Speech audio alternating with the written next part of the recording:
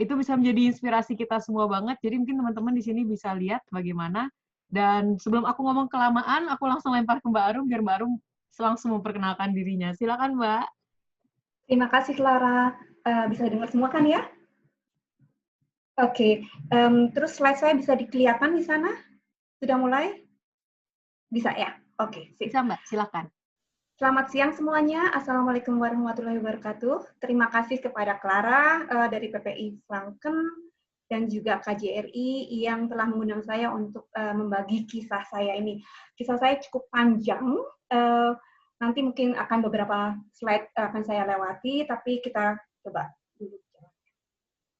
Sesuai dengan permintaan, isi dari paparan saya hari ini adalah perkenalan diri, latar belakang pendidikan dan pekerjaan saya, mengapa saya memilih pekerjaan saya saat ini, kemudian bagaimana cara saya menemukan bidang pekerjaan yang sesuai dengan yang saya inginkan, deskripsi pekerjaan saya, kelebihan di bidang pekerjaan saya, tantangan di bidang pekerjaan saya, kemudian gambaran hidup 1 minggu, tetapi di sini tidak di Jerman, melakukan aktivitas sebagai diaspora Fachkräfte GIZ di Indonesia.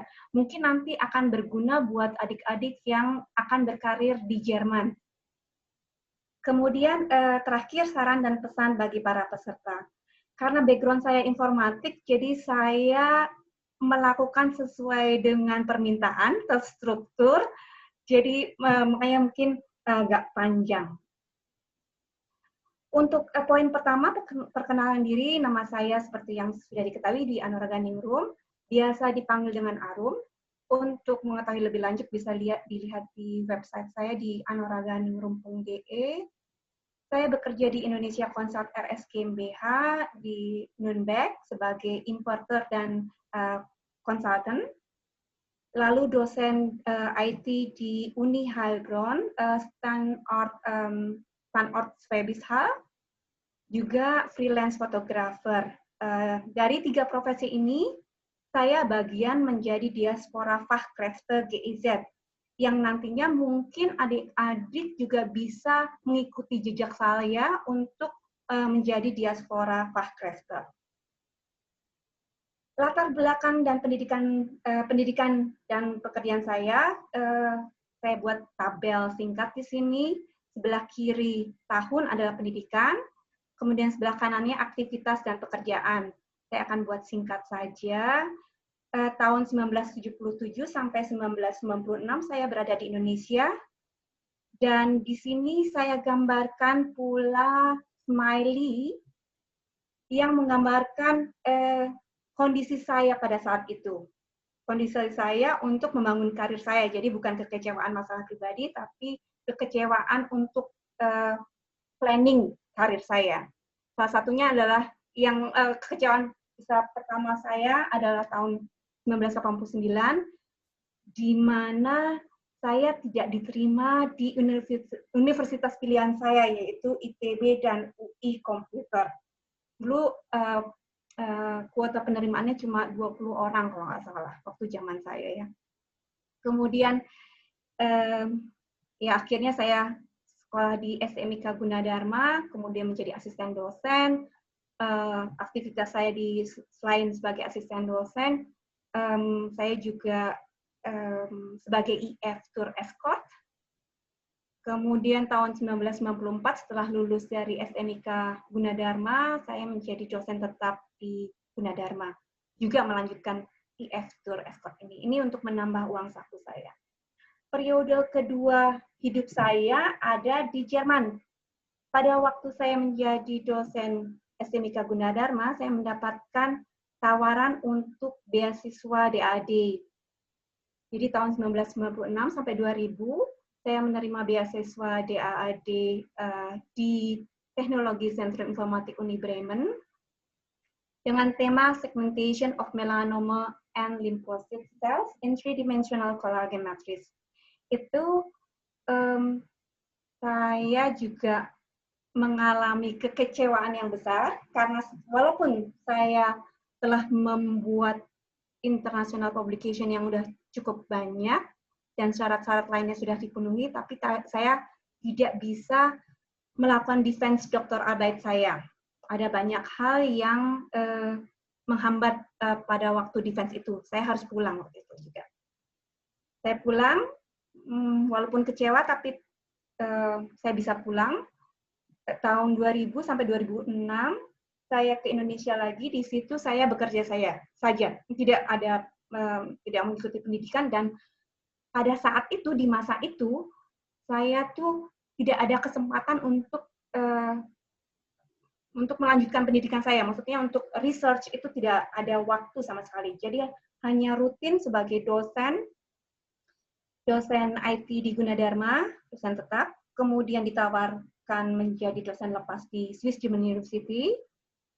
Kemudian pada tahun 2001 saya diminta untuk memegang fakultas IT di Swiss German University sebagai dekan. Seperti yang saya tadi sudah katakan, pada periode ini saya tidak punya kesempatan untuk meneliti. Hari-hari saya menangani mahasiswa, kemudian mengatur dosen-dosen, kemudian mengatur,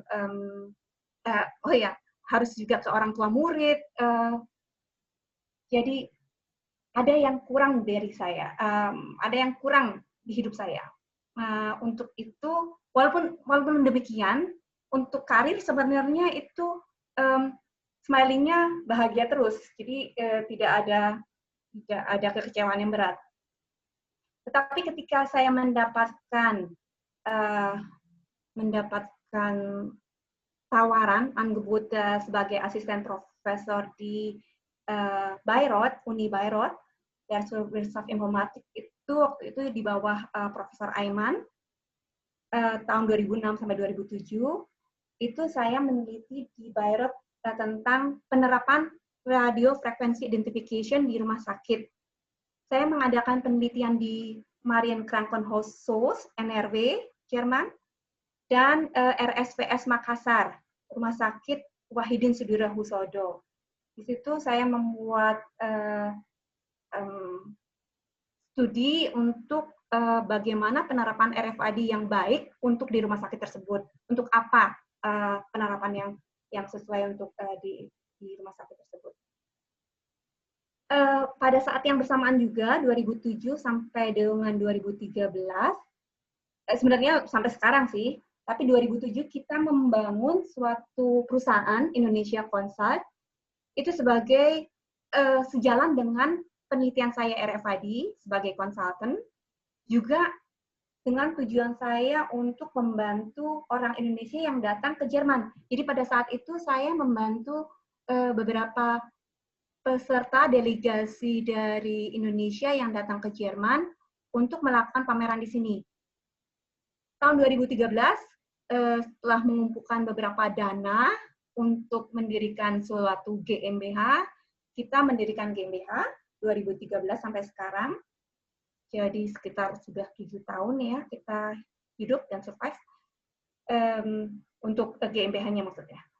Kemudian pada saat yang bersamaan juga 2007 sampai 2014 saya menjadi dosen lepas di Universitas Privat Diploma di Nuremberg.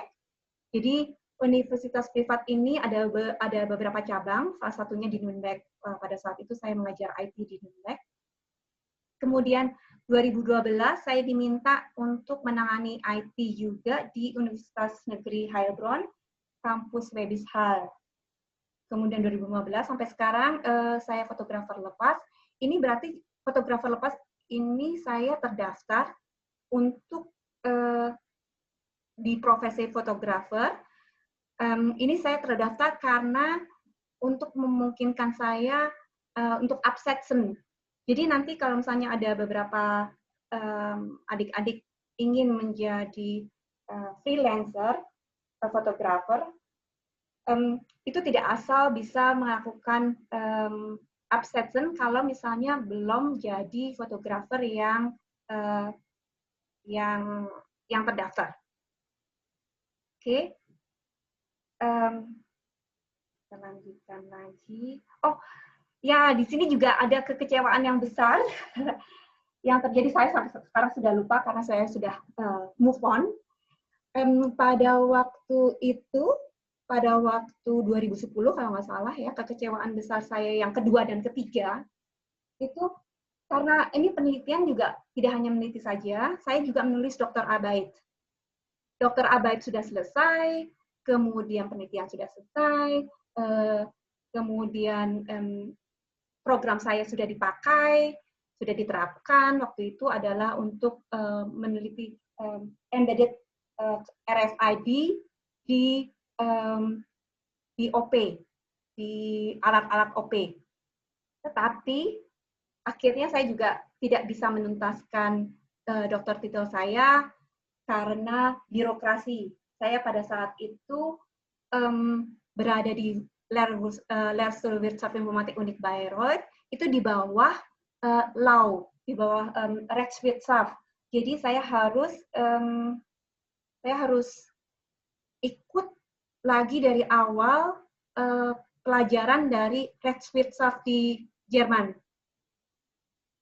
Kemudian saya sempat ke TU Ilmenau juga dengan Forschungstema yang sama, tetapi di situ lebih ke arah tekniknya. Sedangkan saya Wirtschaft Informatik, jadi itu kedua dan ketiga kekecewaan besar saya. Waktu itu saya sempat down sekali.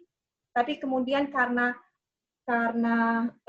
tugas yang banyak, jadi saya bisa move on, dan long story to short, akhirnya saya menerima apa yang menjadi siksa saya dan selalu berusaha positif untuk melihat tujuan hidup saya. Apa tujuan hidup saya? Kita lihat di sini. Saya ikuti aja kata Albert Einstein. Der Sinn des Lebens besteht nicht darin, ein erfolgreicher Mensch zu werden, sondern ein wertvoller. Itu tergantung juga definisi erfolgreich ya. Apa definisi erfolgreich itu?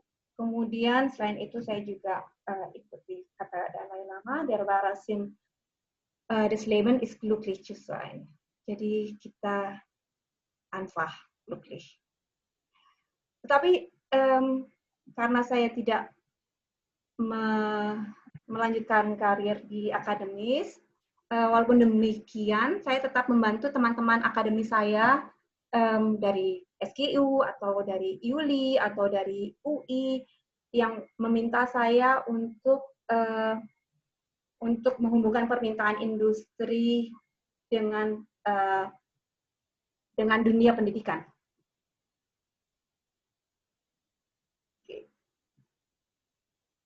Kelebihan dari mengapa saya memilih pekerjaan yang saya lakukan, ini ada tiga profesi ya. Mungkin saya cepatkan saja, udah 15 menit baru ke slide kelima ya. Itu karena saya bebas untuk berkreativitas, bebas untuk berhubungan dengan tanah air, dengan keluarga, teman, saudara, dan teman kerja yang dulu, kemudian mengenalkan produk Indonesia ke Jerman, lalu berkontribusi juga untuk menjaga, meningkatkan kualitas produk Indonesia. Bisa lihat ini nggak? Bisa lihat? Ini adalah long paper. Saya mengenal long paper ini di Jerman. Ketika saya di Indonesia malah saya nggak tahu. Tapi nanti ini hubungan dengan tanah air ini bisa dibantu dengan diaspora program dari GIZ. Kemudian mengapa saya memilih pekerjaan ini juga saya bisa bebas menggabungkan hobi dan pekerjaan, bebas untuk membagi ilmu saya, kemudian bebas untuk bahagia juga. Kita lanjutkan bagaimana cara menemukan bidang pekerjaan yang sesuai dengan yang saya inginkan. Ini kita cepatkan saja, itu diciptakan sendiri, tetapi kalau misalnya adik-adik belum punya dana untuk membangun suatu usaha, mungkin kita tabung dulu dari pekerjaan yang bisa kita kerjakan. Waktu itu saya sempat juga menjadi komisioner di Quelle. Jadi saya kerja keras di Quelle, kemudian jadi loper koran juga pernah. Kalau untuk honorary lecturer itu berhubung karena dari Gunadarma saya sudah mengajar di Gunadarma, UI. Waktu itu di UI saya mengajar sastra Jerman tentang komputer.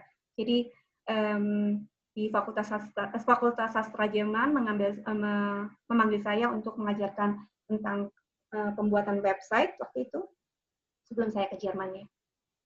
Kemudian freelance dan fotografer juga karena hobi dan suka. Di sini agak panjang karena ada 3 profesi. Kita lihat dari sini satu persatu. Yang pertama adalah sebagai konsultan dan importer di Indocon. Kami mempunyai 6 bidang di Indocon, Indonesia Consult RS GmbH itu. Foods ini baru dimulai sebenarnya tahun 2015, tapi sebelumnya kita punya IT dan fotografi, karena saya passionnya di IT fotografi. Kemudian cross-cultural communication atau host services and assistant itu sebagai pendamping untuk para peserta delegasi dari Indonesia yang menghadiri pameran di sini, terutama di Nuremberg ya. Kemudian proyek manajemen, capacity building, dan building resilience. 3 yang di bawah itu lebih ke rekan saya, Rolf Schleier, yang menangani di Indonesia. Kalau saya berada di Jerman, IT dan fotografi, dan cross-cultural communication, host services and assistance. Itu di profesi sebagai konsultan dan importer. Kemudian sebagai lecturer, ini saya tugas saya ya menyiapkan pengajaran. Kemudian yang berat buat saya di sini adalah saya harus berangkat jam 4.30 dari Nuremberg ke Schwäbisch Hall untuk bisa mengajar jam 8 di sana karena saya tidak punya driving license ya. Jadi saya menggunakan public transportation. Selain itu, yang terakhir adalah sebagai fotografer. Kita lihat di sini, ini adalah yang paling menyenangkan di pekerjaan atau di profesi saya, karena ini merupakan kayak Abwechslung. Di sini saya bisa mengekspresikan apa yang saya inginkan. Untuk yang saya tampilkan di sini adalah foto-foto jurnalis, yang sudah ditampilkan, sudah dibeli oleh beberapa Zeitung ya, kayak ini SWR2 atau RTL atau bahkan TV. Tapi adik-adik juga harus mengerti itu karena biasanya publikasi secara online, dapatnya itu tergantung. Kalau misalnya yang beli adalah Regiro, itu satu foto bisa dapat 10 euro. Sedangkan kalau misalnya yang beli dari Rusia atau dari Irland atau dari yang lain-lainnya, Zeitung dari sana, itu kita biasanya cuma dapat sekitar 50 sen atau 1 euro. Jadi tidak banyak. Jadi kalau hanya mengandalkan dari foto saja mungkin tidak bisa hidup. Bisa hidup asal setiap hari harus mengambil foto dan membuat simbol foto yang banyak. Jadi untuk mengambil simbol foto kita harus mendengarkan berita, ada apa hari ini, kayak ini adalah gas strike between Turki sama Greenland. Ini saya buatkan simbol beatnya seperti ini. Kemudian masalah corona, kemudian ini di sini Trump, di sini juga corona ya. Oke, pertanyaan selanjutnya, tantangan di bidang pekerjaan saya. Sebenarnya tadi saya sudah mengungkapkan juga, tapi ini mungkin lebih bisa dilihat. Jadi tantangannya di sini yang paling banyak adalah tantangan yang sebagai profesi nomor 1. Itu banyak sekali karena saya harus berkomunikasi dengan semua aktor di supply chain, dari petani sampai pelanggan akhir. Petani yang meminta petani sebenarnya nggak terlalu banyak permintaan sih, cuma dari pelanggan akhir ke petani itu yang harus saya sampaikan karena atau dari pemerintahan Jerman ke petani karena regulasi-regulasi dari Eropa yang sangat banyak ya. Kemudian juga mengenal perkembangan regulasi ekspor-impor, lalu birokrasi pengurusan dan penelitian dokumen yang kemungkinan mendapatkan kesulitan di perbatasan. Yang paling sulit juga adalah memenuhi permintaan pelanggan. Itu kita punya high demand atau punya permintaan yang besar, tapi petani kita tidak bisa memenuhi. Sebenarnya ada barangnya, cuma kualitasnya tidak memenuhi. Itu adalah juga satu tantangan yang besar di ekspor-impor. Kalau untuk yang kedua, tantangannya tidak terlalu rumit ya, hanya persiapannya karena membagi waktu dengan profesi yang lain. Kemudian kadang-kadang juga bahasa, karena saya mengajar pakai bahasa Jerman, kadang-kadang saya kalau misalnya lagi mengajar agak susah, apa ya, kadang-kadang black out. Tuh. Kalau yang untuk freelance photographer itu tantangannya adalah peralatan foto yang mahal, terbatas, dan kadang-kadang juga kayak kondisi cahaya, lokasi pengambilan gambar, itu mempengaruhi foto saya. Terakhir, 1, 2, dan 3, laporan pajak. Itu tantangan yang besar juga, karena kita di Jerman, kita harus lapor pajak, dan ketiga profesi ini dicatat oleh Finance Amt, dan saya harus melaporkan semua pengeluaran saya untuk sebagai Lehrbeauftragte ataupun sebagai freelance photographer, itu bisa di-absetzen, bisa diganti. Jadi, saya menggunakan konsultan pajak sih. Jadi, saya kasih semua invoice dan lain sebagainya ke konsultan pajak, saya bagi menjadi 3 tempat, kemudian dia yang mengatur. Kalau enggak, saya nggak bisa nafas deh untuk membuat laporan pajak. Oke, sekarang mungkin intermezzo untuk adik-adik, supaya mungkin nanti kalau setelah adik-adik mempunyai karir di sini, menjadi diaspora Fachkräfte GIZ, supaya adik-adik bisa melakukan perjalanan ke Indonesia tanpa mengeluarkan uang, malah dibayar, dan memberi kontribusi ke tanah air. Bagaimana caranya? Kita lihat di sini,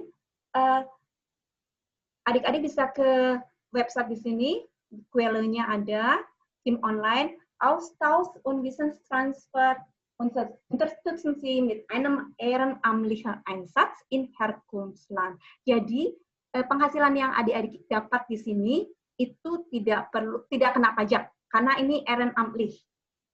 Apa yang adik-adik bisa dapatkan di sini? Nanti kita lihat.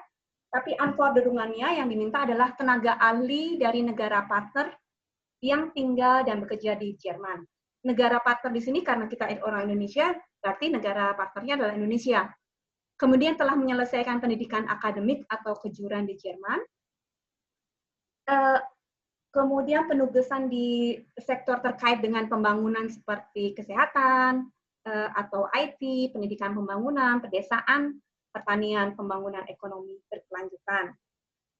Kemudian, ini agak susah mungkin ya, berpengalaman di bidang penugasan selama beberapa tahun.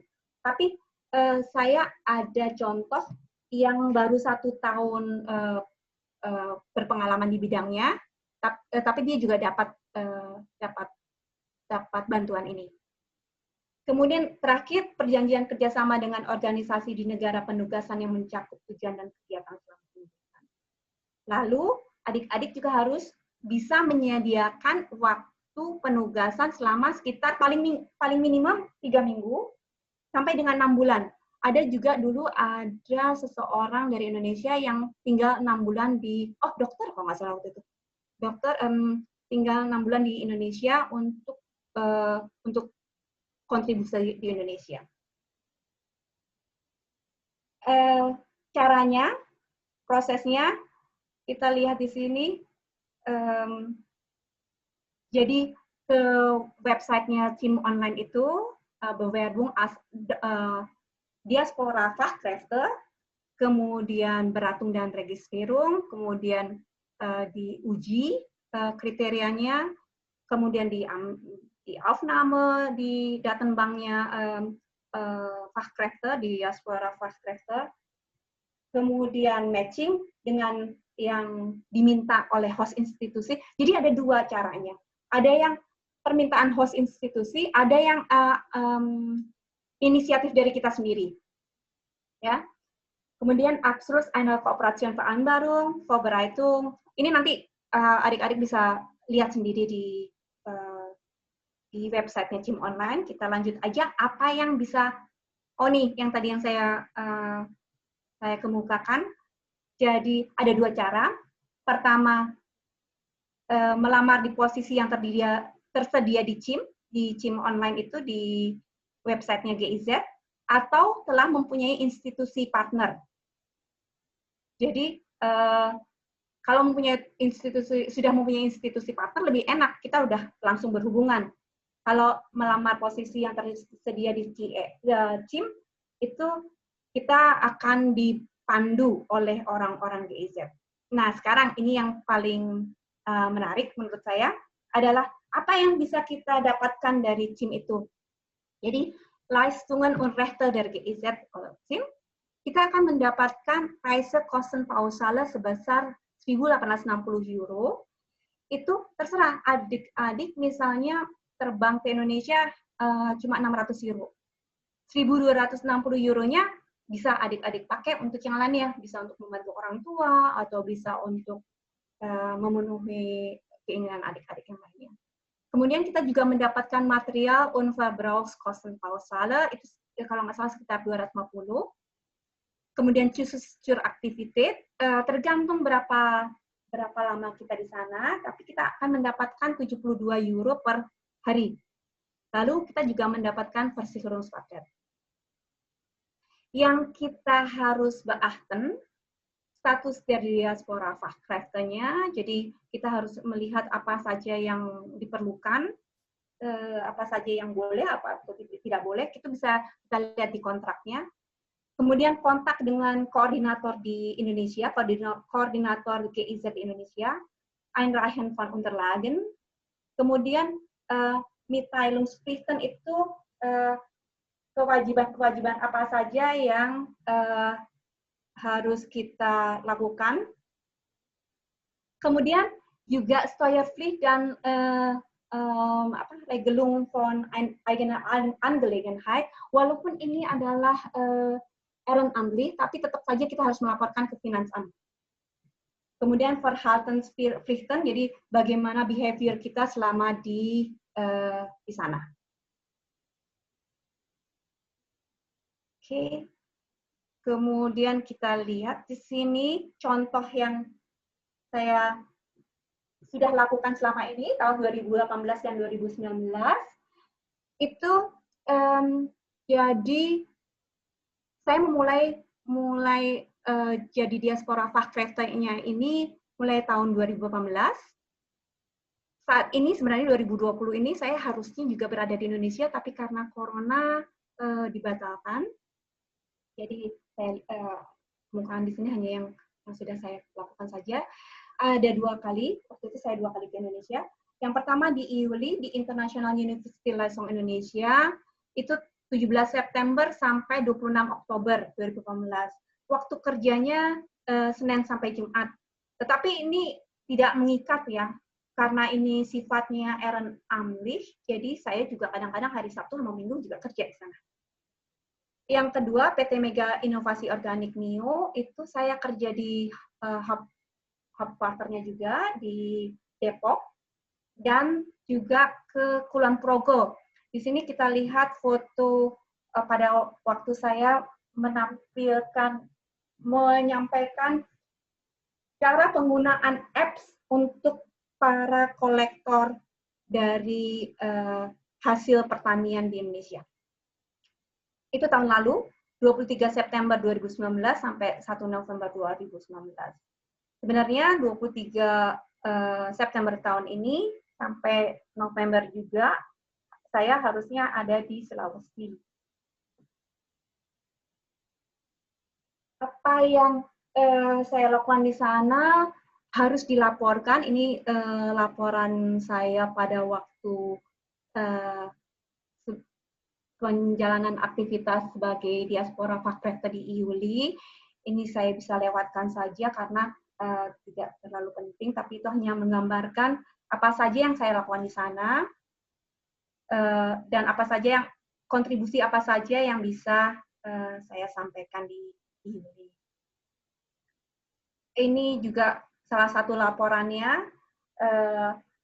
Jadi kita sebelum mendaftar kita harus mengajukan geplante activiteit unprodukte.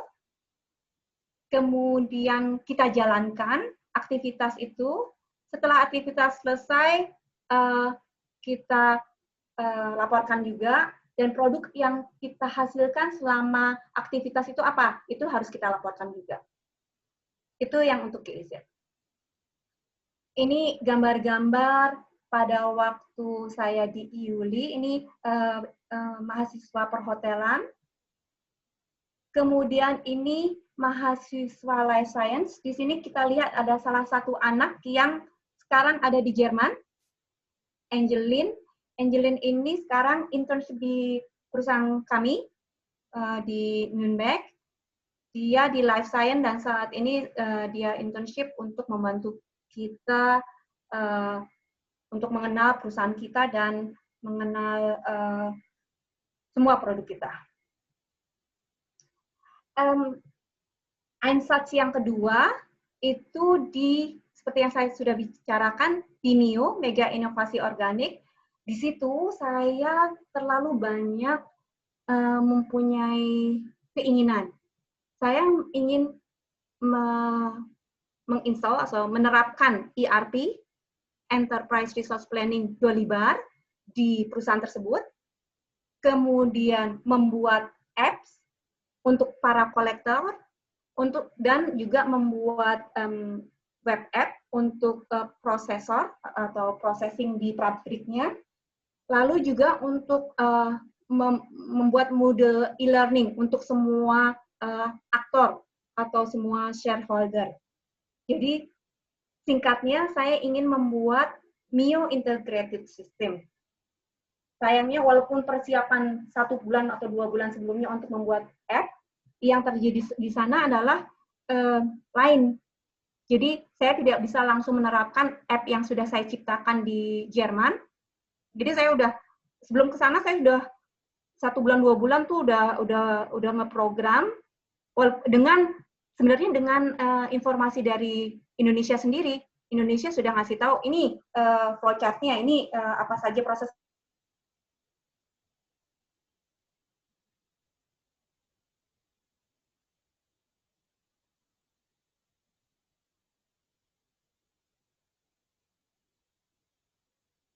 Halo Mbak Arum? Yang peserta lain bisa dengar Mbak Arum kah? Nggak kedengaran. Coba aku chat dulu.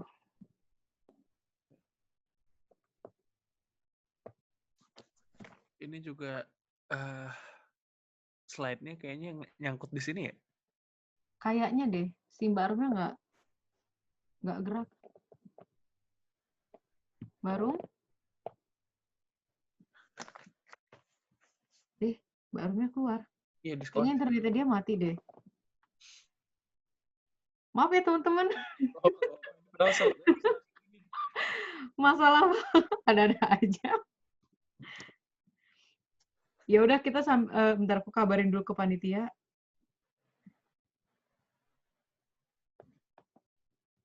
Penjelasannya lagi seru-serunya padahal.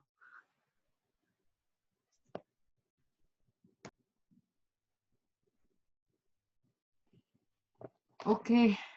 Ini aku udah lihat beberapa pertanyaan. Kemarin Barum juga sempat cerita ke aku juga kan, sembari nunggu biar waktu nggak terbuang, aku cerita aja yang pernah diceritain. Terus kira-kira kalau kalian ntar mau nanya juga bisa, misalnya tertarik untuk mau kerja mau kontribusi di Indonesia tapi tetap memiliki gaji euro, ya bisa apply ke GIZ. Itu emang kalau kalian nggak tahu GIZ itu Gesellschaft für Internationale Zusammenarbeit, emang mereka fokusnya untuk membantu membangun negara lain, tapi kamu tetap dapat kontrak kerjanya di sini di Jerman. Jadi kalian syaratnya itu tadi seperti dibilang harus harus lulus di Jerman, tapi dari negara lain. Dan aku waktu itu juga pernah pas di UI pernah kerja sama GIZ, dan mereka waktu itu juga kasih sponsor ke acara kita. Dan mereka cukup royal. Kayak bayangin aja sehari 72 euro. Di Indonesia berapa sih biaya hidup? Misalnya kalian kerjasama, kayak tadi ada yang mau ngomongin bisnis di Indo misalnya. Kalian mau bangun suatu bidang yang belum ada di Indonesia, terus sudah ada ketemu organisasinya yang mana, terus kalian dapat biaya 72 euro, dengan biaya tiket pesawat paling 650 lah pulang pergi. Terus masih ada sisa 1000-an. Kerja anggaplah 2 bulan misalnya di situ, udah dapat 5.000 euro. Itu jadi kayak bisa jadi, tapi ya itu kalian harus benar-benar detail sama ininya. Itu yang si Mbak Arum bilang, dan dia sebenarnya tertarik sama ini karena dia lagi cari suksesor. Nah, kalau kalian mau apply ke perusahaannya dia sebenarnya di sini mau jelasin itu. Karena dia lagi nyari orang yang mau direkrut sama dia. Jadi ntar baik nanya ya kalau dia udah balik. Menarik. Kok dia nggak ini? Aku telepon dulu deh. Atau jangan-jangan dia nggak sadar kalau internet. Takutnya dia nggak lihat.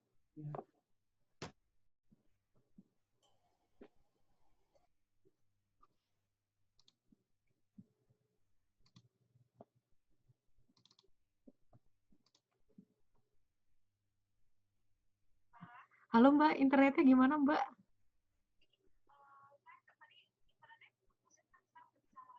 Oke.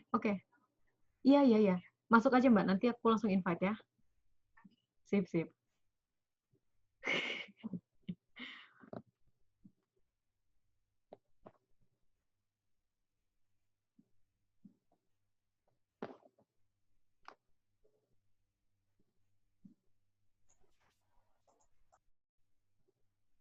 Oke, kita tunggu sebentar.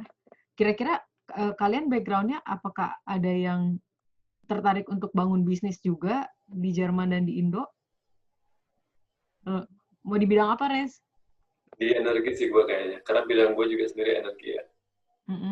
Dan terbiasa digital, so ya. Gue juga dari sebelum ke Jerman udah networking masalah itu dan punya tim sendiri juga, so aku juga pengen tahu gimana opportunity-nya.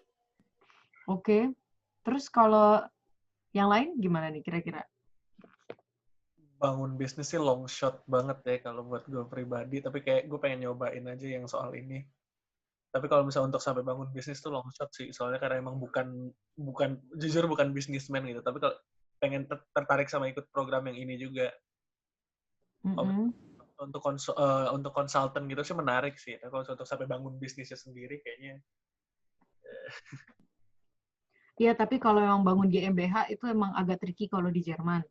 Cuman mungkin kalau misalnya kalian ntar mau nanya prospek di kantornya Mbak Arum, karena dia kan juga tadi udah dibilang kan dari Indonesia Consultant-nya itu dia banyak bidangnya, nggak cuma ekspor-impor doang, tapi ada life science dan ada juga tentang social event di mana mereka hosting, dan untuk acara-acara kayak biofah gitu, mereka bantu di situ juga. Jadi itu tuh banyak banget, kayak makanya di sini kayak kesempatan ntar kalau kalian mau ngobrol sama dia juga bisa. Karena dia banyak banget ilmunya. Ada banget sih bangun bisnis Inado Jerman, soalnya banyak produk herbal Indonesia yang bisa di-up kualitasnya. Langsung dibangun. Iya, Teresa. Itu benar. Dan kemarin aku juga sempat ngobrol sama Mbak Arum. Nih aku jadi sharing apa yang aku obrolin sama Mbak Arum aja ya, sambil nunggu dia. Kemarin tuh pas ngobrol sama dia, banyak sebenarnya dari Indo yang bisa dioper ke sini. Yang bikin kita kalah saing adalah masalah sertifikasi. Karena di Eropa standarnya tinggi banget. Makanya tadi dia bilang yang paling susah itu adalah ngikutin maunya konsumen. Soalnya apalagi sekarang di Jerman kalian mungkin lihat banyak di mana-mana harus ada fair trade kalau untuk produk makanan kan. Terus ada juga banyak kayak ini bagaimana produknya diolah dari petani sampai ke pengurus sampai ke pembeli, apakah ini dibayar dengan layak. Oke, Mbak Arum udah nyampe. Nggak perlu jelasin yang kau jelasin lagi. Oke, aduh maaf sekali tadi soalnya ada yang matiin komputernya, matiin internetnya. Oke. Kemudian jadi internetnya hilang, tapi sekarang udah ada lagi. Kalau gitu, Mbak Arum, maaf aku mau ini berhubung kita waktunya terbatas, gimana kalau kira-kira kita langsung ke sesi tanya jawab aja karena beberapa teman-teman udah banyak yang mau nanya nih. Boleh. Tadi pertama udah ada pertanyaan dari Mas Widias Moro ya. Aku bacain. Mas Widias Moro ingin bertanya, apakah semua prestasi Mbak Arum sesuai dengan idealisme rencana jangka pendek dan jangka panjang, didukung dengan semangat yang tidak menyerah, atau memang berdasarkan kesempatan yang Mbak Arum dapat? Makasih. Terima kasih atas pertanyaannya. Jadi, sebenarnya saya cukup bahagia dengan apa yang saya raih saat ini, karena saya mintanya nggak banyak-banyak juga sih. Karena saya cuma paling yang saya inginkan adalah tetap berhubungan dengan keluarga di Indonesia. Kemudian berusaha juga mengenalkan Indonesia di Jerman ini. Dan itu dua-duanya sudah bukannya tercapai secara sepenuhnya, tapi dalam arah ke situ. Jadi ya, itu kesempatan juga. Jadi ada siksa, ada juga sanksi yang kita harus ikuti. Jadi saya mempunyai kesempatan karena pada waktu kesempatan itu saya buat sendiri. Karena pada waktu saya menjadi konsultan di Indonesia Consult dan menemani para peserta pameran, saya bertemu dengan para petani, para eksportir di pameran tersebut yang mempunyai masalah. Baru saya udah eksportir dulu, tapi kemudian nggak ada kelanjutannya, orangnya nggak minta lagi. Kenapa gitu? Bisa bantuin saya nggak di sini? Akhirnya kita memutuskan untuk kayak jadi jembatan antara Indonesia dan Jerman. Selain itu juga, selain masalah pameran, juga masalah pendidikan. Waktu itu juga ada sekarang rektor dari Budi Luhur itu juga ke sini untuk menjalin hubungan dengan Universitas di Nuremberg. Itu juga saya buatkan hubungannya, channelnya, untuk membuat MOU. Jadi, saya rasa itu ada melahirkan kebahagiaan sendiri, seperti Clara nih, sekarang nih. Ini menggabungkan antara diaspora Fachkräfte yang udah lama di sini dengan calon-calon diaspora seperti adik-adik ini. Mungkin adik-adik juga nanti, atau sudah berkarir sekarang, kemudian ingin juga berkontribusi ke tanah air. Nah, dengan diaspora program dari KIZ, itu kita bisa menyelam minum air, karena kita bisa ketemu keluarga, teman, dan lain sebagainya, tetapi kita juga bisa ketemu teman baru, keluarga baru, untuk mengkontribusi ilmu kita di sini atau pengalaman kita di sini. Itu saja, mudah-mudahan bisa menjawab pertanyaannya. Ya, oke. Kalau gitu, ini banyak yang tertarik banget nih Mbak dengan program DICT yang Mbak bilang. Terus Mbak juga sempat mention waktu itu pengen bantu cari cari orang Indonesia juga yang bisa bantu Mbak kan ya. Jadi tadi aku selipin sedikit ke teman-teman. Jadi pada excited semua nih. Dan ini udah ada lagi pertanyaan dari Reza. Aku sambung semua pertanyaannya aja ya. Dari ada Reza, boleh. Ada Agas, terus ada juga dari Isti dan dari Aska nih. Ada 4 yang berhubungan dengan GIZ. Aku sampai dulu. Kalau dari Reza, selain menyelesaikan studi akademis dan kembali ke industri, Reza ini juga tertarik untuk bangun bisnis antara Jerman-Indo. Jadi kayak Mbak ya. Kira-kira step apa yang paling penting step pertama apa yang harus paling penting dibuat? Dan kira-kira bagaimana iklim bisnis di Indonesia? Terus itu kalau dari Reza. Dan kalau dari Agas, apakah penugasan ini bisa juga dihitung sebagai intern atau praktikum? Dan kalau dari Isti, kira-kira kalau pengalamannya mereka mereka cuma punya pengalaman magang 6 bulan, itu bisa apply juga atau enggak? Atau work student 2 tahun? Kalau saya yang terakhir dulu aja ya, untuk work student 2 tahun mungkin saja bisa melamar, asal sudah lulus ya. akademisi udah lulus dari pendidikan di Jerman ya. Kemudian saya dari bawah dari yang pertanyaan terakhir. Yang kedua tadi apa? Apakah program ini bisa dihitung sebagai praktikum atau magang gitu, Mbak? Atau full-time arbeit? Itu full-time arbeit. Full-time arbeit. Jadi kita nggak bisa magang sebagai diaspora Fachkräfte. Karena namanya juga diaspora Fachkräfte, jadi kita dianggap sudah jadi expert di sini. Sudah bisa membagi pengalaman kita di sini di Indonesia. Dan pertanyaan yang pertama itu mengenai apa tadi? Aduh, saya udah. Dan yang pertama, kira-kira step pertama apa yang harus diambil untuk membangun bisnis antara Jerman dan Indonesia? Oke. Itu tergantung dari kota yang kita ada. Reza ini di mana ya kotanya? Reza, silakan. Di Nürnberg. Oh, di Nürnberg ya. Udah, kalau di Nürnberg tuh banyak sekali pameran-pameran yang ada. Kalau mau join kita juga mungkin bisa, cuma kita bisa jadi kayak kerjasama seperti itu, karena di Nürnberg itu mungkin Reza tahu pameran di Nürnberg banyak sekali. Ada embedded, ada BioFach, ada Toys Fair, ada yang saya tangani waktu itu Interzo, BioFach, embedded. Kemudian itu yang IT, Toys Fair-nya juga IT. Kalau itu yang mau membangun hubungan antara Jerman dan Indonesia di segi pameran. Jadi stepnya melihat kesempatan. Kesempatan itu waktu itu saya dapatkan dari membimbing para peserta tersebut. Kemudian ada pertanyaan, sebenarnya saya juga nggak mampu untuk menangani semua, seperti kayak Interzo. Mereka minta lagi, tapi saya bilang kapasitas saya tidak cukup.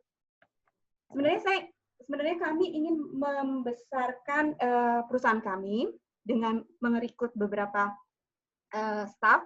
Cuma masalah yang paling besar adalah untuk menggaji tetap karyawan.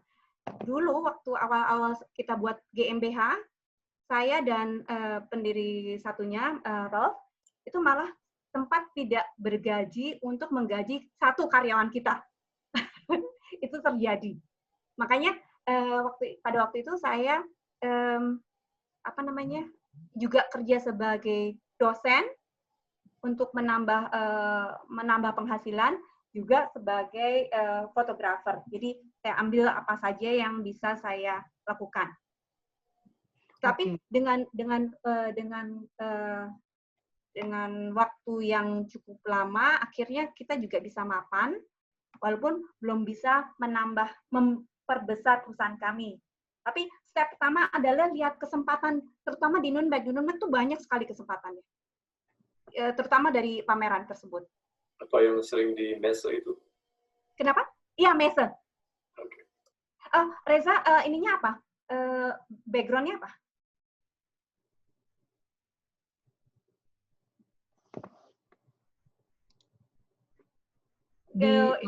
Dinyalain dulu mikrofonnya. Teknik energi proses. Teknik energi proses. Mungkin cari Messe yang berhubungan dengan teknik energi proses itu.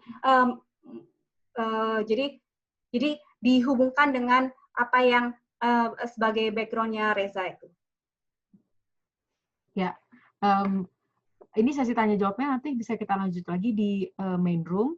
Ntar teman-teman nih, aku juga lihat ada pesan lagi dari Rakian Rio dan Agastya. Nanti kalian bisa langsung tanyain di main room, karena di main room kalian bisa langsung tanya sendiri tanpa harus kita moderatorin. Jadi teman-teman peserta yang lain juga bisa tahu apa yang kira-kira kita diskusikan ya. Karena berhubung waktu kita terbatas. Dan mungkin aku untuk tutup ini, aku mau bilang lagi, intinya adalah Mbak Arum aja bisa kok, yang seorang perempuan Indonesia yang memiliki banyak talenta untuk tetap mengerjakan 3 pekerjaan sesuai passion. Pasti capek kan, Mbak? Tapi worth it ya, Mbak ya? Yang penting bahagia. Bener banget, yang penting bahagia, mengejar passion, dan tetap bekerja, tapi bikin bahagia. Aku rasa itu semua goal kita banget lah ya. Siapa sih yang nggak mau seneng melakukan apa yang kita lakuin, dan dapat uang dari itu juga. Itu salah satu goal kita. Dan mungkin paling ini juga aku menghubungkan dengan seminar Mbak Yuki kemarin, kalau pada datang seminar tentang bagaimana etika kita, mungkin selain kita mencari kesempatan, seperti yang Mbak Arum bilang tadi, kalau kita mau mulai sesuatu, kita harus lihat kesempatan, kita harus cari. Selain kita mencari kesempatan, ditambah kita harus meningkatkan personal branding kita, agar kita bisa menjual dan bisa meyakinkan orang kalau kita nih bisa dipercaya untuk membangun bisnis di Indonesia dan di Jerman. Mungkin itu starting point yang paling penting nggak, Mbak? Ya, betul sekali.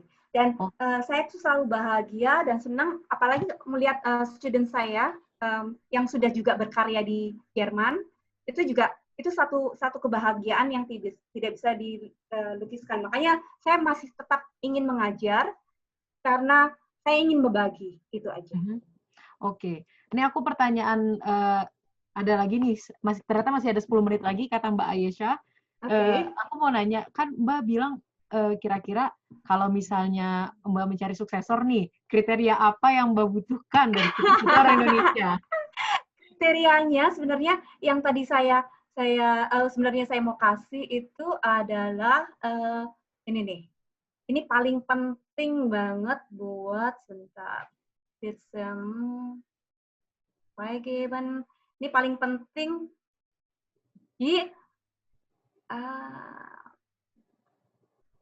jadi orang-orang yang bekerja sendiri ataupun ikut ataupun jadi suksesornya saya, karena saya capek sekali, dan saya perlu orang lain untuk memenuhi misi dan visi saya di sini.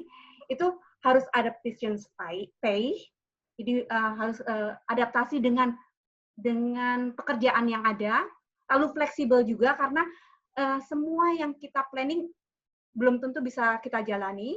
Kemudian lihat di problemen vooruit zijn en multiple lösungen voorstellen. Jadi ini sebenarnya nasihat saya juga untuk para calon diaspora yang ke Indonesia, atau nggak ke Indonesia aja sih, waktu itu ini facit saya untuk semua diaspora fachkräfte dari beberapa lender.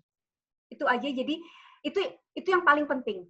Fleksibel, adaptation pay, sama juga cepat belajar ya. Karena sistem yang kita pakai cukup banyak. Untuk di Indocon itu ada Warenwirtschaft system, kemudian tergantung kapasitasnya apa. Kalau misalnya Clara jago di video, juga bisa Premiere atau DaVinci. Bisa, Mbak? Atau dan mau event saya juga bisa, Mbak. Saya sering bikin event. Sip. Ya, itu juga penting. Saya menjual diri saya sendiri, yang lain nggak dapat kesempatan. Saya juga, Mbak. Saya juga. Ya, event itu penting sekali karena kita diminta buat event tuh banyak sekali. Ini apalagi kita mau pindah kantor yang agak lebih besar, dan di kantor yang lebih besar itu nanti kita akan punya ruangan untuk training. Karena ini permintaan dari Kementerian Pertanian, dari Atase Pertanian, untuk membagi kiat-kiat kita gimana jadi importer produk Indonesia di sini. Karena masalah sebagai importer tuh banyak sekali. Banyak itu bikin sakit perut tiap hari. Tapi tetap aja setelah masalah itu selesai, lega, seneng, bahagia. Walaupun pertama stres dulu, kemudian akhirnya relief. Oke. Ini benar-benar saran yang bagus banget ya, Mbak, karena aku rasa kemampuan beradaptasi, kefleksibilitasan, dan kemampuan melihat masalah sebelum dan cepat berpikir dan cepat belajar, kayaknya ini tuh 3 hal yang bisa diterapkan meskipun kita kerja sebagai diaspora di Indonesia di GIZ ataupun kita kerja dimanapun. Kayaknya ini memang standar kualitas yang harus kita kejar kalau kita mau sukses ya. Sip, ya. Benar. Ini lihat ini ya, tadi ya, long paper. Long paper, kemudian ini produk kita nih.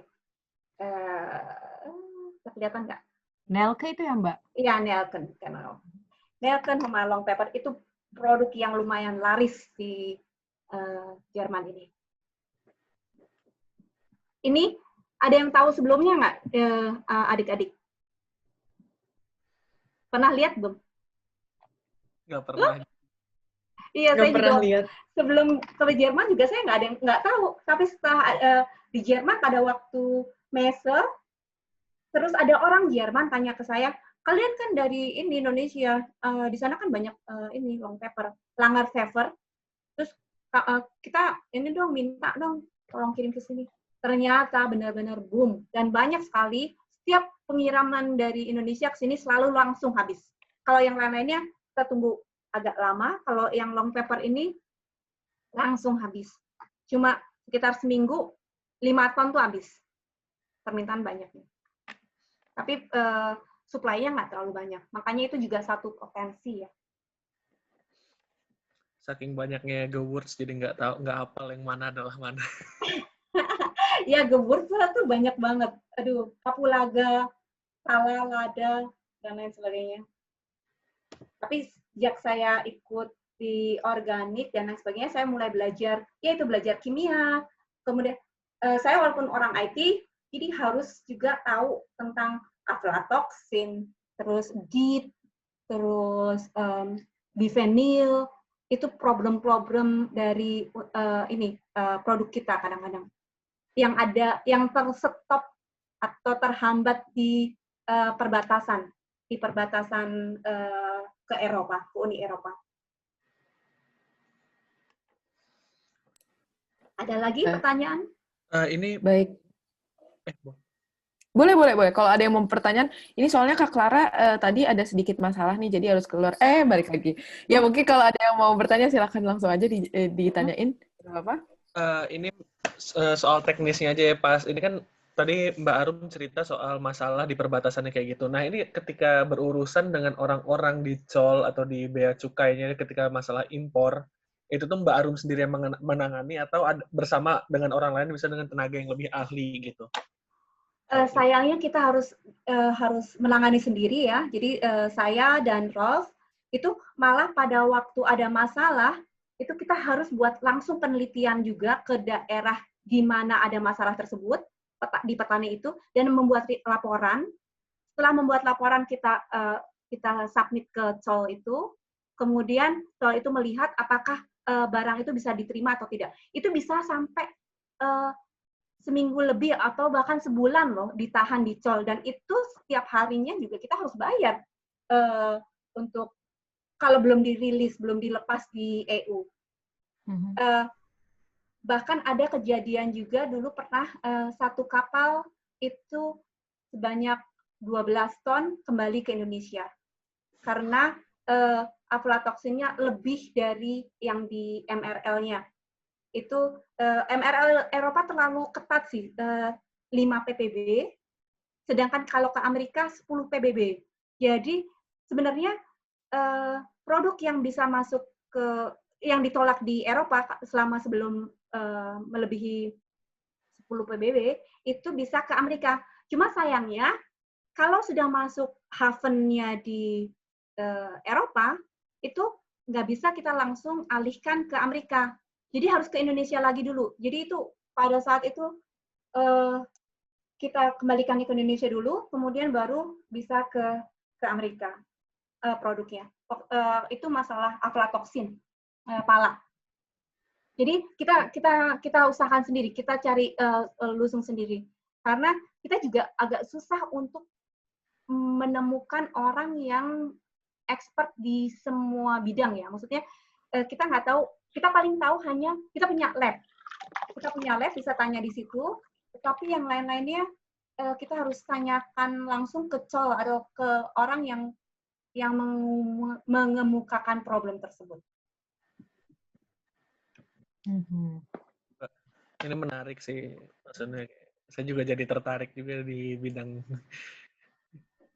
Bidang Agastya ininya apa background-nya? Sebenarnya background fisika, tapi kalau misalnya makanya soal penelitian gitu saya juga lumayan tertarik gitu, Mbak. Bidang saya fisika. Fisika. Oke, fisika. Fisika tapi kimianya oke nggak? Kimia oke nggak? Soalnya kimia itu penting banget. Kalau processing kimia saya ngerti lah, tapi kalau misalnya sampai yang ke stoikiometrinya sampai ke detailnya mungkin saya harus baca lagi. Sip. Mbak, Oke. ini ada pernyataan yang berbau pertanyaan, aku nggak tahu, dari Teresa Mahamaya. Kenapa tidak dicek dulu di Indonesia sesuai dengan Verordnung EU atau Landesverordnung baru diekspor? Kan malah dibalikin konternya, pesannya malah makin banyak order. Sebenarnya itu sudah kita sounding sih, kita cek dulu di Indonesia. Tetapi kadang-kadang, ini black box ya, kita sebenarnya udah mengikuti EU juga cara pengambilan sampel di Indonesia. Kemudian kita cek orang di Indonesia eksportirnya juga mengirimkan sampel itu ke kita. Dan kita harus percaya kalau sampel itu representatif. Cuma apakah itu representatif atau tidak, itu kita harus ada di sana. Jadi kita harus percaya aja. Kemudian pada saat di border, mereka ambil representatif lainnya. Kan ini misalnya ada 200 atau 1000 sak. Itu diambil beberapa, satu saknya misalnya 10 gram atau apa, kemudian mereka periksa sendiri. Dan itu juga waktu juga. Col itu paling parah memang. Aduh. Mereka untuk kalau misalnya kita dapat besau itu namanya dilihat. Jadi begitu kontainer masuk ke perbatasan, itu kalau kita untung tidak ada besau. Tidak ada besau, mereka percaya dengan analisa yang sudah kita kirimkan, sudah kita kerjakan di sini. Sebenarnya analisa itu dilakukan di Indonesia, juga di Jerman. Jadi udah 2 kali. Tapi kejadian ditolak juga masih tetap ada. Walaupun lebih sedikit daripada orang yang tidak analisa sama sekali. Itu bisa dilihat ada portal sendiri yang namanya RAFS. Itu portal yang menyebutkan siapa saja yang ditolak produknya dari EU. Oke. Berarti ini kalau aku nangkepnya ya Mbak ya, mungkin terkadang kita bisa berencana, kita bisa melakukan rencana kita, tapi belum tentu semua orang mengikuti rencana itu. Dan ini mungkin tricky yang kalau aku lihat bekerja dengan ini tantangan mungkin yang bisa kita lihat kalau kita bekerja dengan 2 negara yang berbeda, dengan 2 kultur yang berbeda, dan dengan orang yang banyak. Karena seperti impor ekspor kelihatannya keren banget, tapi susahnya aku yakin pasti detailnya itu penting banget ya Mbak ya. Jadi nggak mungkin semuanya mulus 100%, tapi itu bikin bahagia. Iya, detailnya itu banyak sekali karena dokumen-dokumen juga kadang-kadang di Indonesia stafnya tidak membuat dokumen yang benar, sehingga sampai di Jerman itu bisa jadi ditolak karena dokumen yang salah. Dan ditolak itu berarti pulang lagi ke Indonesia, itu biaya lagi. Sampai sekarang ini kejadian itu tidak terjadi di perusahaan kami, cuma ada kesalahan, tetapi ditahan saja. Jadi dokumennya harus di extract lagi, dibuat lagi. Itu dokumen dari pemerintahan loh, dari OKPPD. Dan itu harus mereka minta yang asli. Jadi harus menunggu lagi sampai dokumen yang benar itu dikirim dari Indonesia ke Hamburg, ke colnya, kemudian baru di-okein. Ya, kita harus fleksibel dan banyak bernafas, banyak nahan nafas juga. Nah, gitu bener tuh. Berarti tadi teman-teman udah yang beberapa nanya ke aku kira-kira kriteria kalau mau bekerja di bidang ini atau kerja sama Mbak Arum. Berarti emang benar-benar harus fleksibel dan harus sabar dan kekeh ya Mbak. Kayaknya aku lihat Mbak ini kekeh banget nih. Iya, kekeh sama juga menjaga balance ya mungkin ya. Menjaga balance kita supaya kita survive. Kadang-kadang saya juga, aduh capek banget, bisa nggak ya? Ini sekarang saat ini saya di deadline untuk video, kemudian papernya sekitar 150 halaman, lalu kontainer, kemudian pindahan, kemudian ini ada 2 anak intern yang masuk ke tempat kita, itu kita harus juga membimbing untuk semua sistem yang ada. Jadi sebenarnya capek, tapi saya tahu itu untuk nantinya internship yang ada di tempat kita juga, saya lihat mudah-mudahan bisa jadi pelanjut saya juga nantinya. Oke. Jadi dari teman-teman semua di sini siapa yang mau ngirim CV-nya? Angkat tangan. Pokoknya nanti kalau misalnya ada apa-apa, kalau mau ngobrol lebih lanjut sama Mbak Arum, bisa kontak ke aku, ntar biar kontak infonya aku tanya ke Mbak Arum dulu gimana, ntar biar aku bisa konekin kalian lagi. Jadi kita benar-benar bisa bertukar ilmu dan bisa bertukar bantuan satu sama lain ya.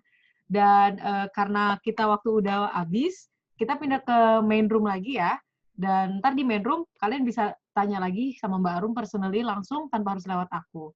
Jadi aku minta teman-teman silakan tinggalkan breakout room ini dan balik ke main room. Makasih ya Mbak Arum. Sama-sama, terima kasih juga untuk mendengarkan.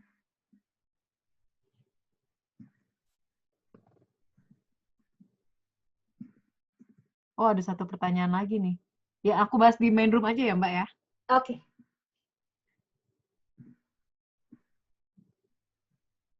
Please guys, ke main room semua. Muss man hier Raum verlassen oder? Ya, Raum verlassen, Mbak. Oke.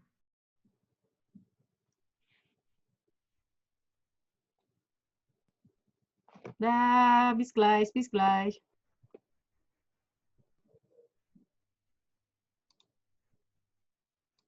Kan aku masih bisa tetap bantu-bantu adik-adikku di kampung. Iya. Puji Tuhan. Halo semuanya, ini belum lengkap semua ya? Halo, ya mungkin kita tunggu beberapa menit lagi ya sampai teman-teman yang lain. Mungkin lagi closing statement ya semua teman-teman yang masih ada di room. Di sini kalau teman-teman mempunyai pertanyaan lebih lanjut ke narasumber yang tadi udah cerita di room masing-masing atau mempunyai pertanyaan ke narasumber yang bukan di room kalian juga boleh di sini. Oke. Ini aku mau nyampein satu pertanyaan, gimana? Ya. Jadi buat teman-teman yang tadi di grup yang lain, aku ceritain dulu, Mbak Arum ini perempuan multitalenta kita, superstar kita ini. Dia tidak hanya sebagai seorang edukator dan researcher, tapi juga bekerja di bidang import-ekspor. Dan aku ada satu pertanyaan yang ketinggalan, aku tanyain, kira-kira bagaimana, sebentar nih, ini dari Teresa, aku lulusan teknologi pangan, Schwerpunkt Food Law, Risk Management, sama Strategic Management, change-nya gimana Mbak untuk masuk GIZ? Oh, GIZ, oh ya, itu bagus sekali. Karena teknologi pangan itu sekarang lagi tren banget juga. Dan saya waktu diaspora Fachkräfte di Indonesia, itu juga ke arahnya lebih ke arah Lebensmittel teknologi, food teknologi. Perawat juga sangat tren juga. Jadi ada beberapa bidang sektor yang GIZ tekankan. Cuma mungkin bisa untuk jelasnya mungkin bisa lihat langsung di website yang dari GIZ itu. Dan koordinator dari Indonesia orangnya baik banget. Dan mereka membimbing banget. Iya, mungkin aku jelasin sedikit kali Mbak ya, kalau aku salah tolong bantu koreksi. Buat yang nggak tahu, GIZ itu adalah Gesellschaft für Internationale Zusammenarbeit, institusi resmi dari Jerman yang memang fokusnya untuk bekerja dengan negara lain, dan mereka itu bekerja di bidang membantu untuk pembangunan ya Mbak ya? Kalau aku nggak salah, pembangunan negara-negara, terutama biasanya target mereka dunia negara ketiga seperti Indonesia. Iya benar, dan Mbak Arum waktu itu juga sempat menjadi diaspora Fachkräfte untuk bidang pangan ya Mbak ya? Bidang pangan dan teknologi ya, karena Mbak bikin app ya? Iya, bikin app juga ya. Yang membantu para petani ini untuk menggunakan app tersebut dan untuk membantu ekspor impornya sampai ke Eropa. Dan mungkin kalau teman-teman punya proyek atau pengen menjadi diaspora Fachkräfte di GIZ untuk ke Indonesia, di mana teman-teman bisa ke Indonesia dengan maksimal durasi 6 bulan untuk kerja di sana, tapi tetap dibayar dengan euro. Oh. Jadi mungkin bisa untuk mempertimbangkan. Dan itu ada syarat-syaratnya, dan kalian bisa ntar Google GIZ, dan kalau info lebih lanjut lagi, nanti bisa lihat di YouTube-nya, karena obrolan dan info penting dari Mbak Arum udah aku rekam, dan gak bakal ketinggalan info pokoknya. Mungkin Mbak Arum ada yang mau ditambahin? Atau teman-teman ada yang mau nanya langsung ke Mbak Arum misalnya? Agas angkat tangan nih. Agas silakan, Gas. Agas jadi nanya, Agas. Mute. Masih mute. Ya. Makasih kesempatannya Clara dan Mbak Arum untuk memberikan kesempatan untuk bertanya. Ini kebetulan saya sangat tertarik karena emang saya sendiri punya visi ke depannya pengen ya kayak gitu, pengen bekerja di Indonesia juga dan pengen dengan ilmu yang saya bawa di sini, tapi jujur bidang saya kan emang emang saat ini agak sulit, tapi dengan bidang yang ternyata intercultural ini juga ternyata bisa masuk juga. Tapi yang saya dengar tadi, kalau saya dengar selentingan, kalau bisa untuk orang yang bekerja di bidang ini sebisa mungkin katanya harus punya outlook untuk bikin bisnis ya, atau bagaimana, atau tidak harus? Tidak harus. Karena saya sendiri juga tertariknya lebih ke arah manajemen ke depannya, tapi saya sendiri untuk bikin bisnis itu masih long shot banget karena emang belum belajar basic-basicnya, tapi ya, itu. Tidak harus, karena juga ada beberapa GF diaspora Fachkräfte yang mengajar di entah itu di SD atau dari itu yang misalnya dari psikologi ya, yang mengalamar jadi DF diaspora Fachkräfte, itu mereka di negara yang dia ditugaskan, bukan orang Indonesia kebetulan waktu itu mereka di sana mengajar SD atau mengajar yang rural area. Jadi kalau background-nya fisika juga mengajar fisika juga ada kemungkinan seperti itu. Okay. Kemudian ada juga yang membangun tenaga surya di satu tempat kayak gitu jadi kesempatan tuh banyak sekali.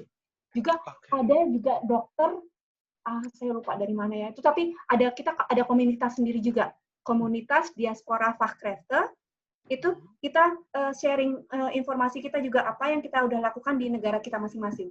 Oh, berarti ini informasi yang bisa dibagikan untuk teman-teman yang kuliah kedokteran nih, atau mungkin untuk semuanya. pembicara kita yang juga dokter nih, ada dua ya. Semua untuk kedokteran, apalagi lebih banyak yang diterima juga. Ini apaan? Mungkin kita masuknya ya mungkin kita sambut dulu kali ya, ini teman-teman dari kelompoknya Mbak Andina baru masuk. Jadi ini kita semua kalau sekarang lagi sesi tanya jawab yang general ya. Jadi kalau misalkan teman-teman di sini punya pertanyaan untuk narasumber lain atau narasumber sendiri juga nggak apa-apa. Nah ini sekarang lagi pertanyaannya Mas Agastya tadi, mungkin pertanyaannya boleh diulang. Aku review dulu mungkin sedikit ya. Jadi boleh di-review aja. Lagi membahas tentang GIZ, Gesellschaft für internationale Zusammenarbeit, dari Jerman ke Indonesia, di mana lulusan Jerman yang sudah Auszubildende di Jerman boleh ke Indonesia dibiayain dan dapat gaji, dan pokoknya Reisekostenpauschale semua di cover untuk berkontribusi bagi Indonesia, tapi tetap terima uang euro gitu. Dan itu mereka ngambil banyak bidang, pokoknya intinya adalah pembangunan negeri. Gitu. Mungkin teman-teman ada yang tertarik, kalau kayak Mbak Arum kasusnya adalah di bidang pangan dan juga teknologi, karena Mbak Arum membantu para petani dengan bikin app. Mungkin misalnya misalnya untuk Mas Bento kayak perawat, atau Mbak Andina dan Mbak Pandora, atau mungkin teman-teman yang lain ada yang berminat, bisa buka GIZ dan di situ bisa baca langsung. Tadi Mbak Arum menjelaskan itu. Aku ada pertanyaan deh, boleh nggak? Boleh dong. Gini. Kalau misalnya nih kita kan kuliah gitu, terus kita mau gabung ke GIZ, dan di program kita nanti itu kita kayak ngelakuin penelitian gitu, tapi yang memang prospeknya ya pasti membangun gitu. Kayak misalnya aku sekarang lagi jadi volunteer gitu, berfokus kepada penanganan geriatrik dengan HIV/AIDS. Jadi aku pengen banget gitu menggali informasi geriatrik atau lansia dengan HIV/AIDS di Indonesia, karena memang kalau dilihat perbedaannya kayaknya banyak banget yang bisa digali dan dikembangkan di Indonesia, terutama tentang angka keselamatan hidup penderita HIV/AIDS. Kalau di Jerman kan memang karena sistem kesehatan di sini kalau di-compare dengan kita udah lebih bagus. Itu yang membuat angka keselamatan hidup penderita HIV/AIDS itu sangat panjang gitu. Gimana dengan Indonesia? Problem apa yang mereka hadapi di sana sebagai lansia dengan HIV/AIDS? Itu aku tertarik banget gitu. Karena di Jerman aku lihat sendiri problemnya itu juga sangat kompleks gitu. Tapi kalau misalnya itu kita fokuskan di Indonesia, menurut aku sih ya sangat-sangat menarik sekali gitu, karena memang aku nggak tahu angka keselamatan lansia dengan HIV/AIDS di Indonesia, apakah udah ada organisasi yang berfokus penanganan lansia kepada HIV/AIDS. Kemarin aku sempat ngubungin beberapa organisasi-organisasi nasional di Jakarta, tetapi memang masih rata-rata belum banyak yang berfokus kepada penanganan lansia dengan HIV/AIDS. Kalau anak, orang dewasa itu banyak, tapi lansia dengan HIV/AIDS itu memang masih kayaknya sedikit banget. Itu bisa nggak sih kayak gitu? Bisa banget, itu boleh banget. Malah itu pasti didukung sama GIZ. Jadi itu pokoknya tujuannya adalah membangun Indonesia. Saya sebenarnya ada presentasi nilai-nilai apa saja yang harus ditingkatkan untuk menjadi untuk Einsatz kita atau penanganan kita di Indonesia. Cuma saya mesti cari dulu di mana ya. Oke. Bentar. Oke, sambil lanjut, sambil saya cari ininya. Sambil nunggu mungkin kita bisa lanjut. Ada yang mau tanya kah? Bisa ke Mbak Arum atau ke bidang yang lain. Pokoknya di sini ada sesi terakhir sebelum kita tutup, masih terbuka. Ya, jadi yang udah di sini narasumber-narasumber kita yang udah kembali ke room ada Mbak Arum, Mbak Marley Senyunting atau Mbak Esa, Mbak Andina, dan satu lagi Mas Robian. Mungkin kalau ada yang mau bertanya bisa langsung di sini juga biar teman-teman juga bisa mendengar.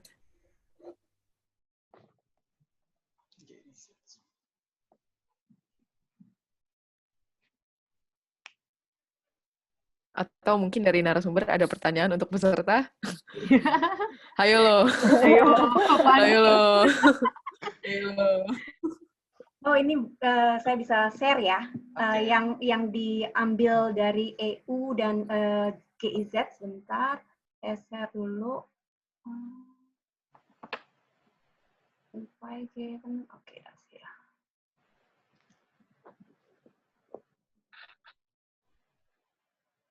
Nah, ini dia. Jadi, kita punya tema, apa yang mau kita lakukan, kita punya institusi, kemudian ini masuk ke mana? Masuk ke bidang yang mana? Di sini good health itu juga bisa, yang tadi, pertanyaan yang tadi bisa masuk ke good health di CIL di sini. Oke. Sip. Makasih ya, Mbak. Sama-sama. Ini juga the Global Goals for Sustainable Development tuh bisa dicari juga di website, semua website di EU juga ada. Tapi ini yang ditekankan oleh GIZ untuk menerima DS. Good. Oke. Aku mungkin ada pertanyaan terakhir nih untuk para pembicara yang bekerja di bidang medis. Ada 4 nih ya. Ada 3 ya. Ada Mbak Esha, ada Mbak Dina, dan Mas Bento. Kira-kira sejauh ini, kita kan corona angkanya makin naik ya. Kira-kira kalian gimana hidup kalian? Apakah gimana keseharian kalian? Aku pengen tahu aja sebagai tenaga medis. Siapa duluan nih? Siapa dulu nih? Ladies first. Semuanya ladies. Mbak Dina dulu deh, gimana? Tadi Mbak Dina kan udah mau ngomong. Duluan kali ya? Atau oke, Mbak Esi juga boleh. Nah, kalau aku soalnya kebetulan kerjaanku memang tiap minggu keliling kota ya. Jadi kadang-kadang orang-orang suka mikir, masih keliling kota juga padahal kan banyak COVID ya. Aku minggu lalu baru di Berlin nih. Tapi bukan buat takutin ya.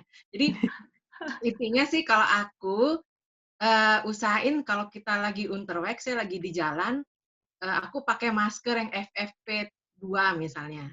Terus berusaha FFV2 tuh yang istilahnya yang KN95 ya. Kalau misalnya kalian terpaksa harus keliling-keliling atau jalan tuh usahain pakai masker yang paling bagus lah istilahnya. Terus saya juga tetap jaga jarak. Itu saya usahain. Susahnya tuh begini, kalau misalnya kita naik kereta atau di kota besar kayak Berlin itu kan banyak orangnya. Jadi kadang-kadang mau nggak mau kita susah untuk jaga jarak. Tapi usahain kalau misalnya ada suatu kesempatan di mana kita bisa jaga jarak, itu jaga jarak. Terus aku juga kemarin misalnya aku di Berlin nggak mau ketemu orang, sorry.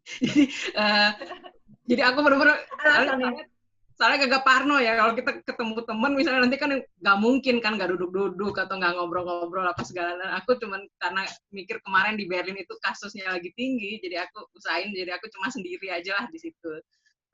Nggak ketemu siapa-siapa misalnya kayak gitu. Tapi kalau ditanya aku takut apa enggak, takut banget sih enggak ya. Kalau aku percaya misalnya aku udah pakai masker yang benar, terus aku juga berusaha nggak jaga misalnya jaga jarak, terus aku juga istilahnya menjaga diri, mungkin agak-agak minum apa ya istilahnya vitamin lah apalah doping gitu, mungkin aku nggak kena. Tapi kita tentunya nggak kepengen misalnya sengaja nyoba-nyobain diri sendiri, kali gue nggak kena nggak gitu.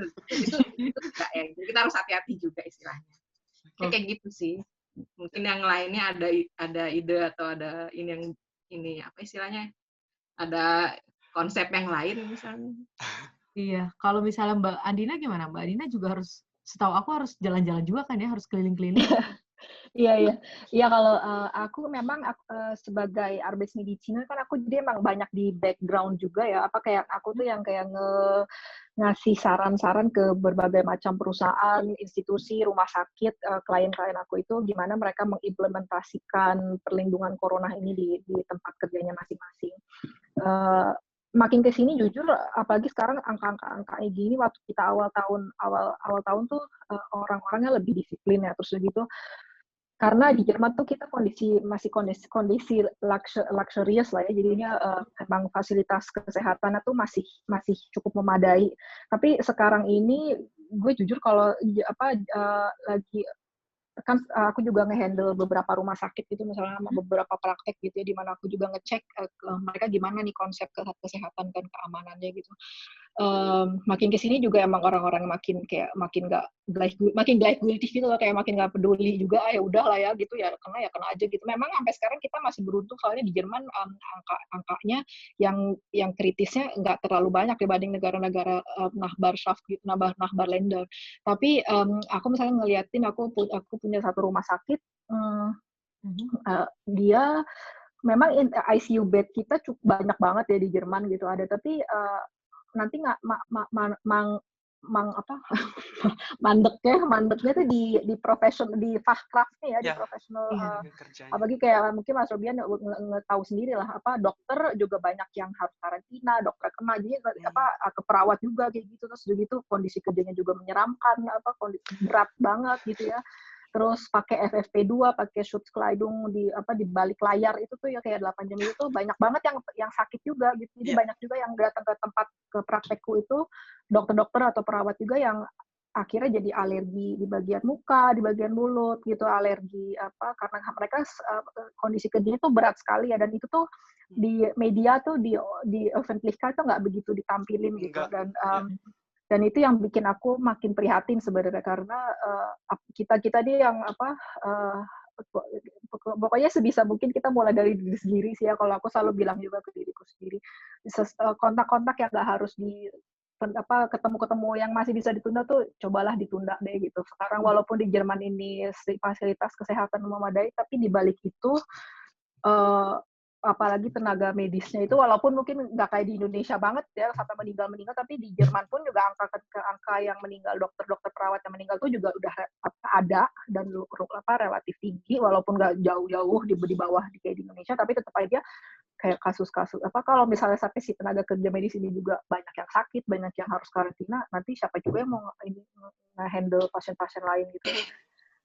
Itu sih dari kalau aku, jadi memang dari itu kita sendiri, apalagi kalau yang udah mulai kerja juga gitu atau yang mahasiswa emang kalau yang umur di bawah 30 bawah itu mungkin masih resikonya nggak gede. Tapi aku juga kenal beberapa yang memang masih muda yang nggak ada risiko faktor, tiba-tiba kena parah juga. Jadi memang kayak Russian roulette banget ya si penyakit ini. Jadi kadang sebagai orang muda ya kita sehat, tapi nggak kena parah, tapi bisa aja kita parah. Dan kalau parah pun itu ya bisa sampai berbulan-bulan atau Iya. Kalau dari Mas Bento gimana ya? Kayaknya sangat bisa relate banget ya dengan ceritanya Mbak Dina nih. Kayaknya memang ini harus dicurahkan sepenuhnya di sini. Jadi itu benar-benar ya karena kita tahu kondisi sekarang tuh benar-benar lagi, menurut aku lagi serem banget gitu. Jadi karena kebijakan, karena pasien memang benar-benar, terutama minggu ini ya, peningkatannya itu brutal banget. Dan kalau orang berpikir bahwa corona itu cuma berisiko untuk di umur 50 ke atas, jadi yang dari pemantauan aku, 30% dari pasien yang kita rawat di intensive care unit itu ada yang di bawah 50 kok. Dan jadi rumah sakit tempat aku bekerja sekarang juga ngambil kebijakan darurat. Jadi tuh setiap perawat dan personal yang ada di rumah sakit tersebut harus mengambil bagian untuk bertugas di infection station gitu. Jadi kita ada instalasi infeksinya dan semua perawat yang bekerja di sana mengambil bagian sendiri-sendiri. Misalnya setiap departemen itu setiap orangnya dalam 1 bulan itu kita pasti ada 4-5 hari bertugas di departemen infeksi, dan kita berurusannya sama pasien corona gitu. Itu yang bikin aku sebenarnya agak takut sih kalau pulang ke rumah tuh kadang-kadang kayak nggak bisa tidur gitu. Terus abis itu aku nggak pernah cerita ke orang tua sih kalau kerja di di stasiun kayak gitu. Tapi tetap aja kalau orang tua nelpon pasti nanya-nanyain kondisi kayak gitu. Tapi ya selebihnya aku berserah ke Tuhan aja gitu. Abis itu kita kerja tetap mengikuti aturan dan standar yang berlaku. Abis itu ya kalau bisa mulai dari diri sendiri, jaga kesehatan, jaga pola tidur, jaga makan. Habis itu ikutin himbauan yang udah dibuat sama pemerintah. Karena masalah ini kan sebenarnya bukan masalah sendiri-sendiri gitu ya. Meskipun Jerman udah modern, aturan yang berlaku di sini juga ya menurut aku udah bagus, sistem kesehatannya udah bagus, tapi tetap aja masih ada orang-orang yang suka ngeyel karena mereka nggak ngerasain gitu loh. Kalau seandainya mereka tahu gimana perasaan perawat atau dokter yang kerja di rumah sakit di masa pandemi ini gitu. Kadang-kadang pulang nggak bisa tidur, tugas kerjanya berlipat ganda, habis itu apalagi ya sebagai manusia pastinya diliputi rasa takut gitu. Mereka nggak tahu, makanya masih banyak orang yang mungkin menganggap ya enteng gitu virus ini, tapi nyata kok, ini bukan fata morgana, ini tuh nyata gitu kan. Dan aku juga udah kehilangan beberapa kolega dari virus ini. Kalau dibilang nggak banyak di Jerman, memang nggak banyak, tapi aku udah kehilangan 2 kolega yang ya karena corona gitu. Turut berduka ya Mas. Ya. Mungkin di sini ada yang Ausbildung perawat kah atau Altenpfleger? Ada? Ya, ini bukan untuk nakut-nakutin, tapi tapi ini realita dari pekerjaan. Dan aku rasa Mas Bento juga pernah bilang kan di saat memilih pekerjaan di bidang medis, di mana kita harus melayani masyarakat, di situ kita perlu hati, bukan hanya untuk mengejar uang dan rumah dan lain-lain, tapi memang perlu hati ya Mas ya. Kalau juga bilang apa gitu kayak gitu kan. Dan tantangan mungkin untuk teman-teman yang di dunia medis saat ini ya dengan keadaan corona ini, ya saat ini kita cuma bisa berharap semoga ini bisa berlalu, badai akan berlalu segera, sehingga dunia bisa lebih normal dan kita bisa ketemu. Jadi di acara Career Day berikutnya acaranya offline. Jadi bisa makan tumpeng bareng-bareng, ya enggak? Nah, oke, ini sebelum aku tutup, aku mau tanya lagi, kira-kira ada yang mau bertanya kah atau ada yang mau kasih pesan dan saran kepada kami? Sekarang saatnya kami terima.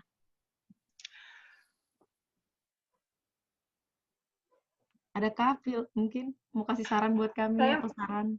Saya mungkin mau ngasih loop aja buat PPI Franken. Tadi saya udah bilang sama Clara juga, ini acaranya bagus dan terutama persiapan dari webinar itu sendiri. Jadi saya sudah atau conference atau web atau apa sajalah. Karena selama ini saya ikut webinar dan lain-lain itu kebanyakan tanpa persiapan, tanpa gladi kotor, tanpa gladi bersih. Kemudian kadang-kadang pembicaranya juga dengan tema yang sama bisa bentrok dengan pembicara yang lain karena tidak adanya koordinasi. Jadi saya acungkan jempol banget buat PPI Franken. Terima kasih saya diundang. Ya, itu aja dari saya. Makasih Mbak Arum. Semoga iya Mas. Kalau dari aku acungin jempol banget. Aku baru tahu kalau ada program PPI yang kayak gini, dan kemarin aku kaget di kontak di Instagram gitu. Dan menurut aku program PPI yang seperti ini kayak merangkul semua diaspora muda Indonesia, karena memang ya namanya kita orang muda, kita semuanya belajar di sini gitu kan.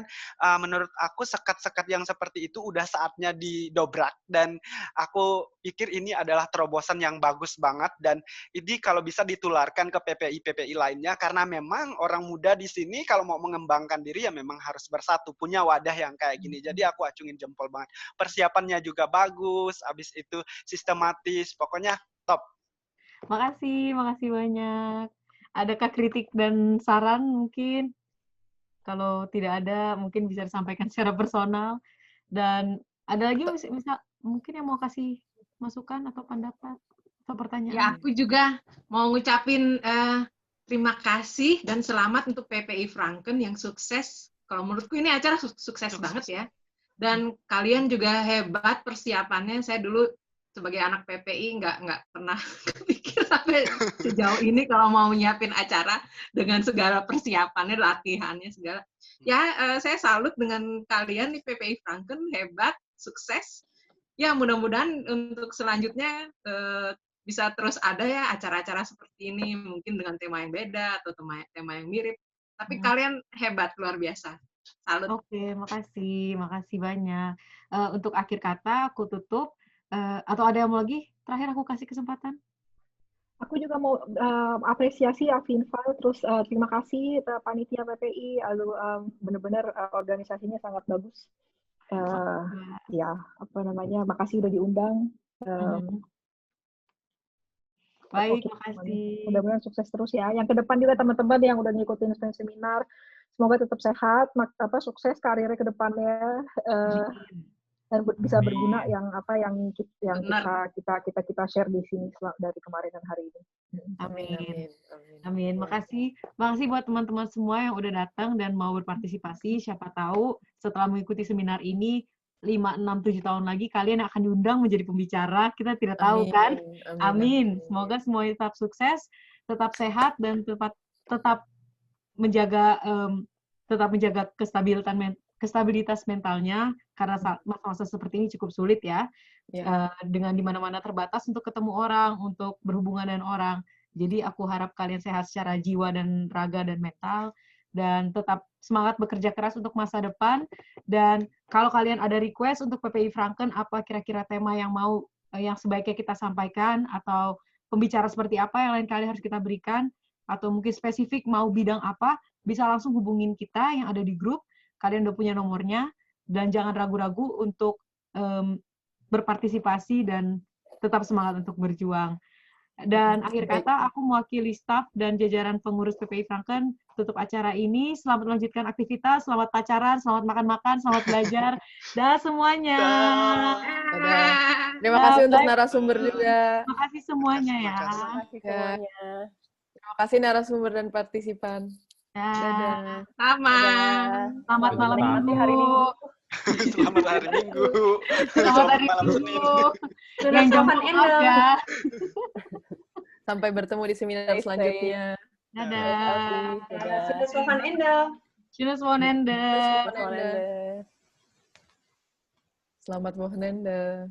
Selamat Wochenende teman-teman. Dadah. Selamat menunaikan ibadah.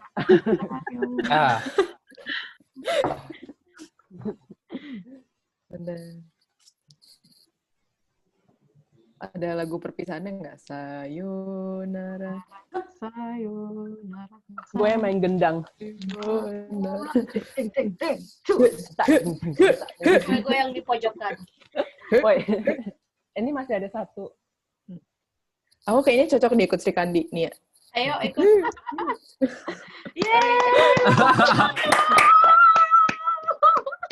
Yang kebelet boleh silakan. Oh, Nizi mana ya Nizi? Boleh ke toilet duluan. Nizi mana Nizi? Lah Nizi kok hilang? Mizzy is in left, sorry. Mizzy is in left katanya. Gue tadi kebelet banget sampai gue bilang ke sesi gue kayak, oke, silahkan dijawab. Gue ke toilet dulu ya, bye. Tadi gue udah kayak, lanjut gak bisa. Aduh. Aku tadi juga hubungin Aye, kayak, Aye gantiin bentar dong, gue mau ke toilet. Recordingnya dimatiin kan ya? Oh iya.